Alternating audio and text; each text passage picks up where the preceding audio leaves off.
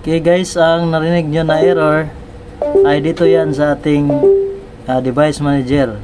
Under dito sa other devices, may error sa PCI memory controller at sa SM bus, kaya naggaganyan. So makita natin ang CPU usage natin ay paangat pababa din, no? Makita nyo, ayan. So ang solution dyan guys ay try natin na i-install itong Intel R chipset device software. So da-download natin ito, download natin yan. Software yan from Intel. So okay, so ito yan siya guys, Intel chipset software and device. So da-download natin yan dito. Ayan.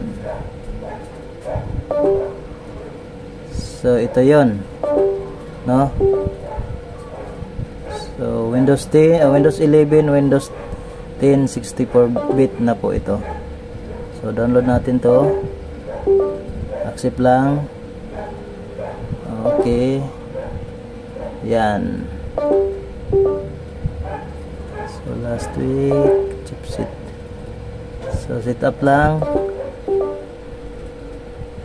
Ayan, ito yan, oh, Intel R chipset device software.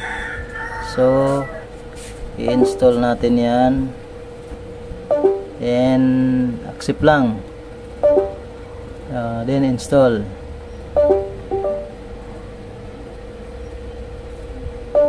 Okay, wait lang natin siya na complete ang installation.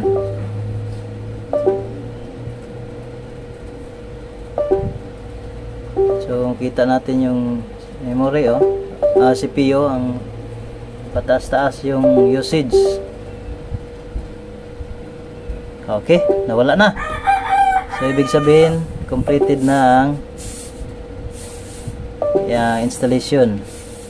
So nawala na dito, lumabas na dito na system device. Narin niya ang dadami. So okay, restart na lang natin. So successfully install na siya. Ganyan yung gawin natin guys. Install lang tayo ng Intel chipset device software. So restart now. Okay, restart muna.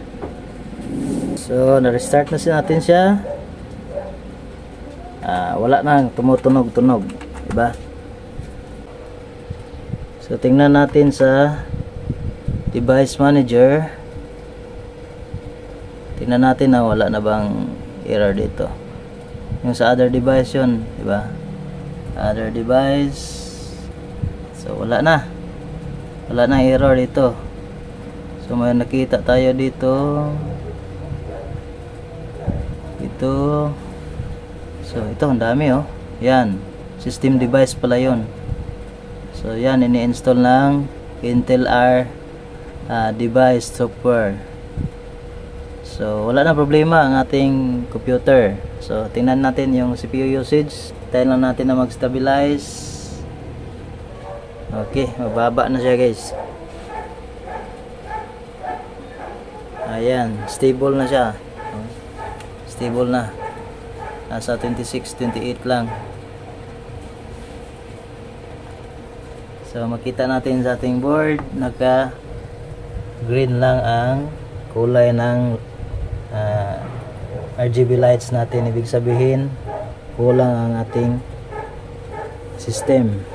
So ayos, yun lang guys.